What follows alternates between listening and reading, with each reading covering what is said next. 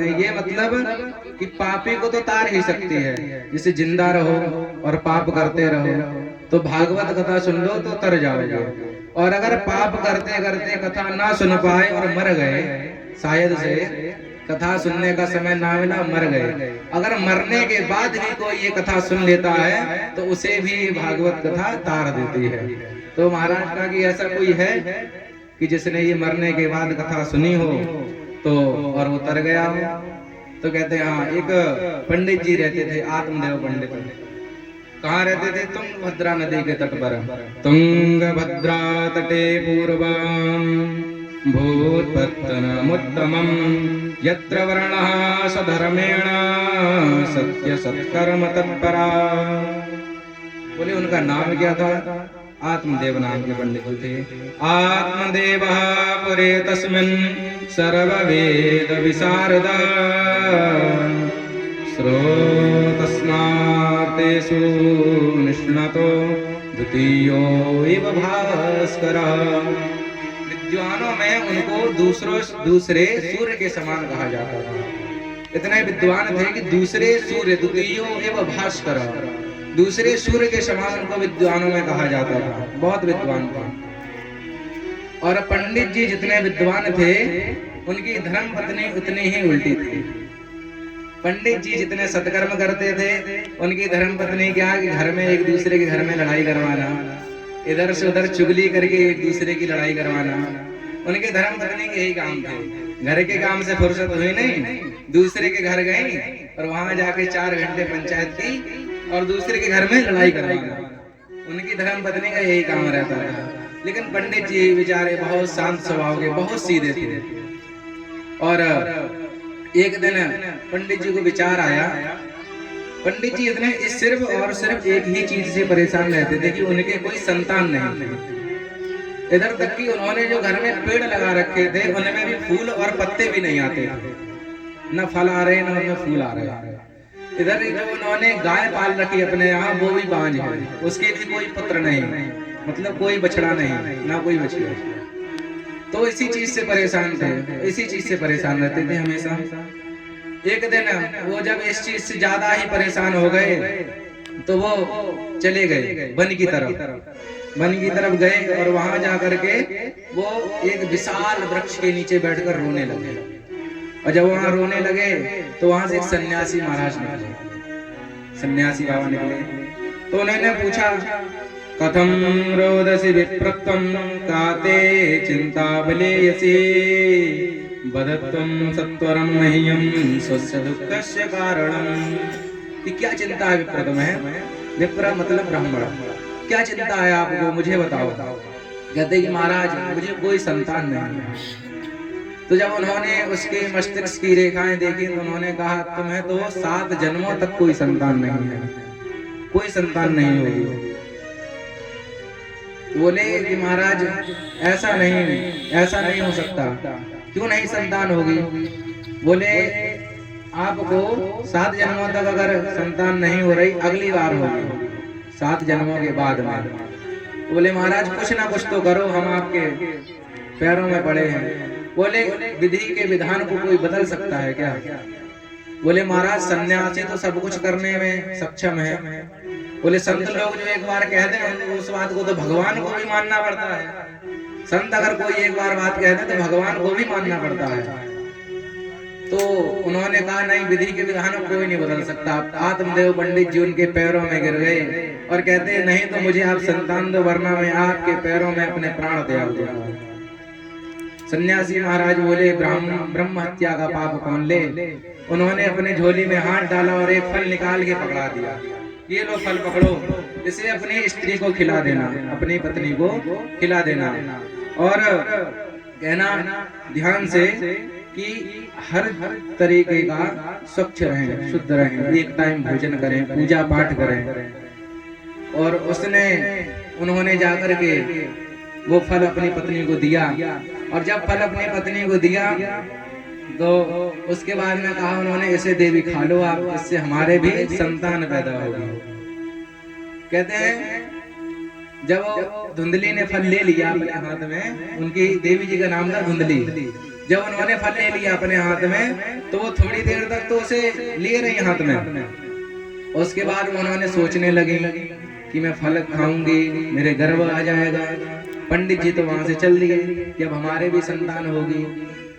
उसके बाद में वो थोड़ी देर सोचते रहे, उन्होंने फल रख दिया। उसके बाद में उनकी एक पड़ोसन थी, वो आई उनके पास, कहती हैं कि क्या हुआ बहन जी?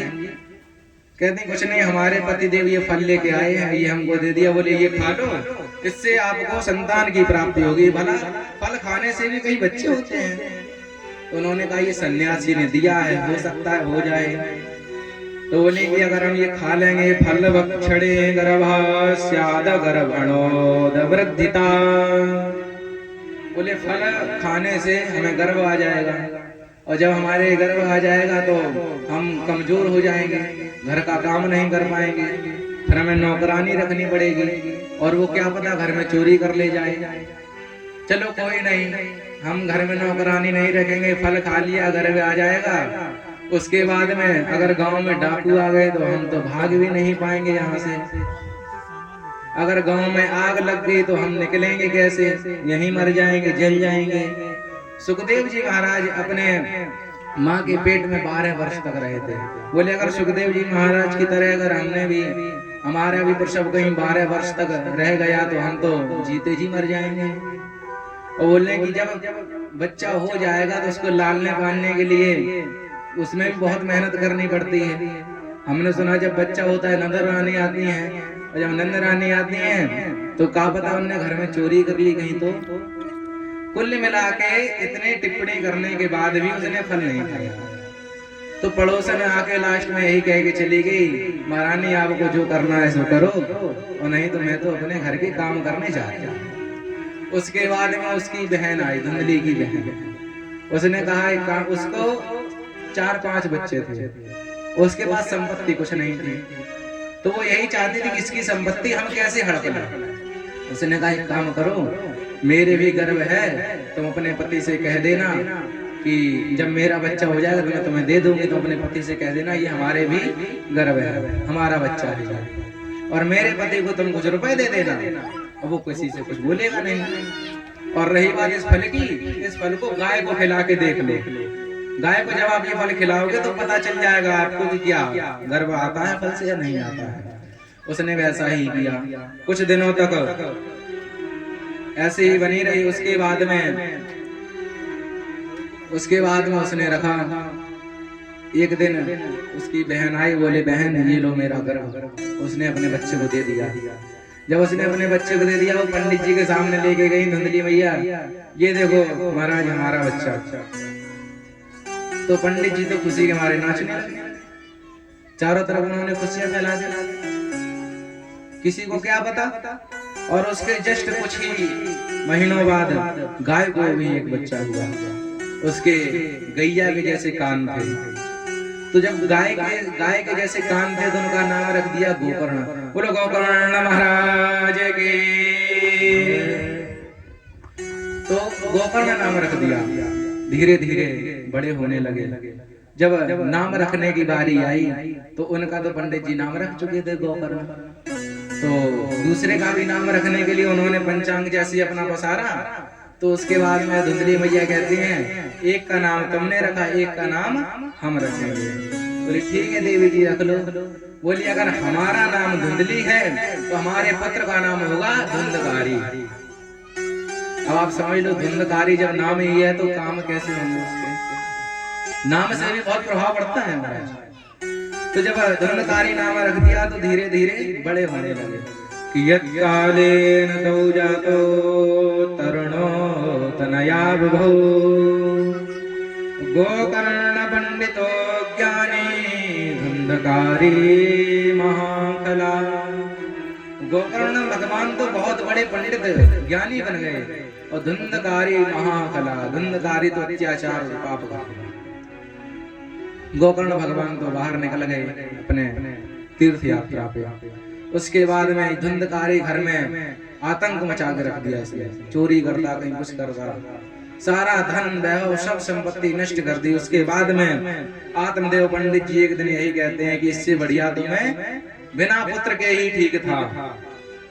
तो उसके बाद में वो तो रोने लगे, चिंता करने लगे। बाहर जाके कुएं के ऊपर बैठ करके वहीं कहते हैं, क्व तिष्ठामि क्व गच्छामि को मे दुःखं व्यपोहे प्राणस्तजामि दुःखेन हा कष्टं मम संस्थितः।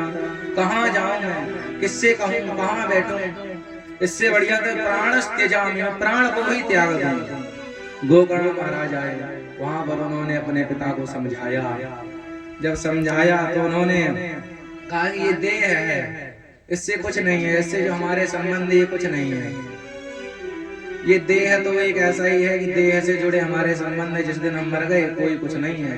एक दिन वो आएगा जब कोई हमें आखिरी बार देखेगा, एक दिन वो आएगा जब कोई हमारा आखिरी बार नाम लेगा। सही बात है ना। एक दिन वो आएगा कि जिस दिन हम आखिरी बार सोएंगे, किसी से आखिरी बार बात करेंगे।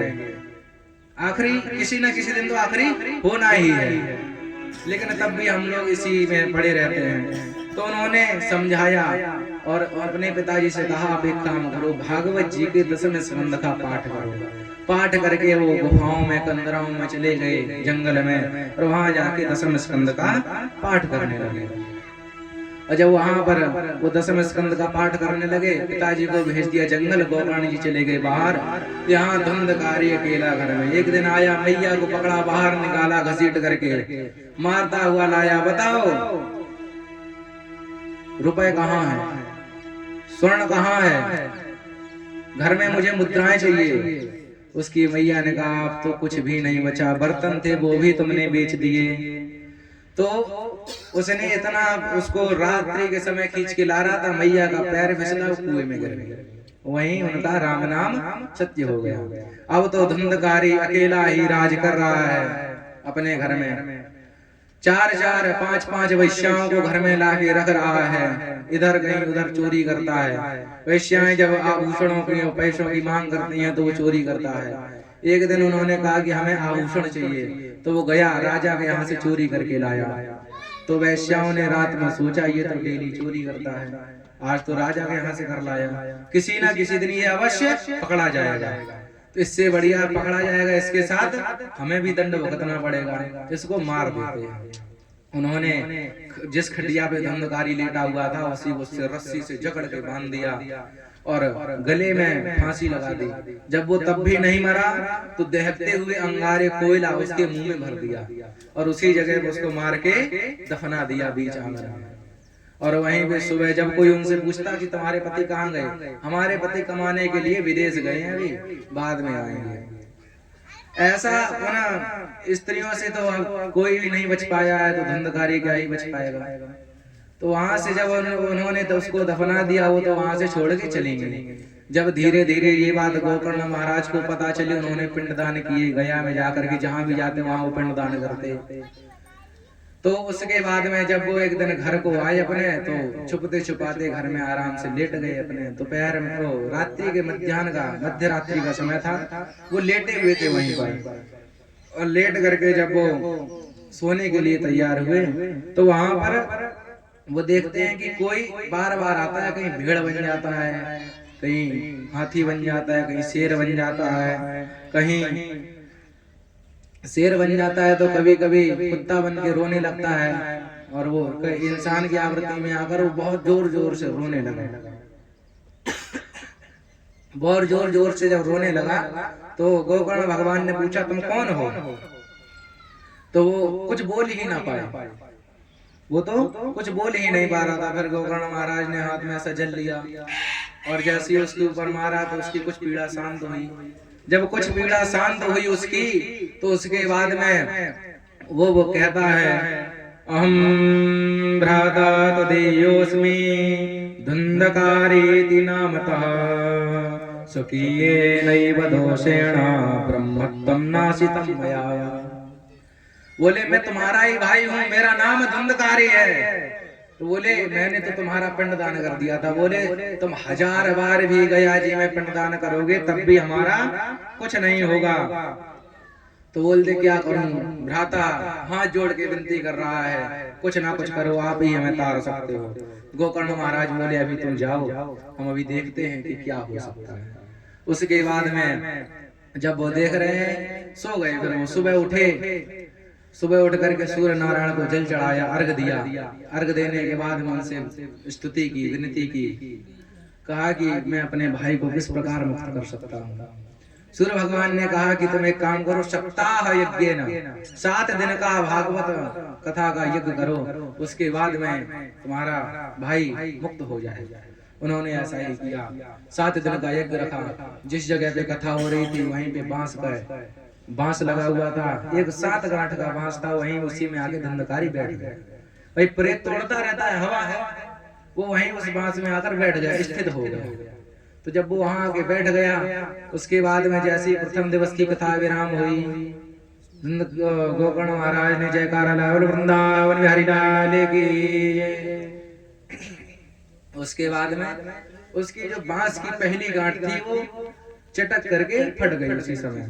उसके बाद में जैसी दूसरे दिन, तीसरे दिन, चतुर्थ दिन, पंचम दिन, षष्ठम दिवस 7 दिन की कथा पूर्ण हुई तो धुंधकारी एक बढ़िया पीताम्बर पहने के गोकर्ण महाराज के सामने आकर प्रणाम किया। गोकर्ण महाराज कहते हैं कौन? कहते हैं भ्राता मैं धुंधकारी, आपने जो कथा सुनाई मैं उससे तर गया। तो उसके बाद में एक बढ़िया सा प्रभु का विमान आता है, धुंधकारी उसमें बैठा था, ले जाता। तो जितने भी श्रोतागण थे बैठे हुए थे वो सब यही पूछते हैं, महाराज कथा तो हमने भी सुनी है, हमें नहीं ले गया कोई, इनके लिए विमान आया। तो कहते हैं तुम लोग कथा ध्यान से सुनी नहीं रहे थे, कथा तो ध्यान से सिर्फ एक प्रेत सुन रहा था। बोले कैसे? बोले प्रेत सिर्फ कथा ध्यान से सुन रहा था, आधे लोग यहाँ के पंचायत करते हैं, किसके यहाँ क्या हो रहा है, किसकी फसल अच्छी है, किसका क्या अच्छा हुआ, किसके यहाँ क्या नहीं हो रहा। कुछ लोग कहते हैं यार घर में मन नहीं लग रहा, चलो पांडा में थोड़ी देर टाइम पास करते हैं। तो ऐसे करके तुम लोगों ने कथा ही नहीं सुनी। तो कहा कि अब अगले वर्ष श्रावण मास में फिर से कथा करेंगे, तब ध्यान से